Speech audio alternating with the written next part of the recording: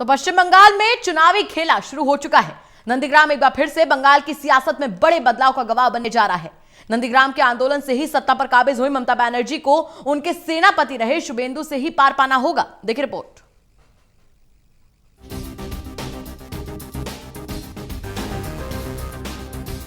चुनाव तो 5 राज्यों केरल, तमिलनाडु, पुडुचेरी, असम और बंगाल में हो रहे हैं, लेकिन देश भर में चर्चा है तो बंगाल के नंदीग्राम की।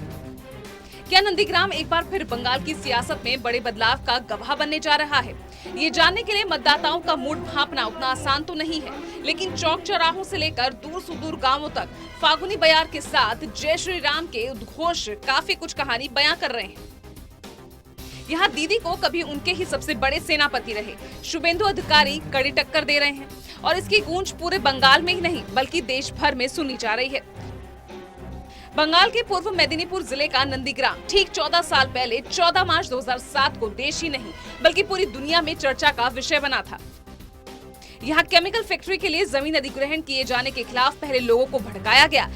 14 लोग पुलिस की गोली के शिकार बने थे। इसके बाद ममता बनर्जी ने शुभेंदु अधिकारी के साथ मिलकर ऐसा राजनीतिक बवंडर खड़ा किया था कि बंगाल की सत्ता पर काबिज वाम दल को बेदखल होना पड़ा। ममता मुख्यमंत्री बनी और शुभेंदु उनके प्रमुख सेनापति। 14 मार्च 2007 को मारे गए अपने 14 लोगों को नंदीग्राम हर साल नंदीग्राम दिवस के उपलक्ष्य में याद करता है। इस बार भी कर रहा है, लेकिन अब 14 साल बाद यहाँ की राजनीतिक परिस्थितियां करवट ले रही है।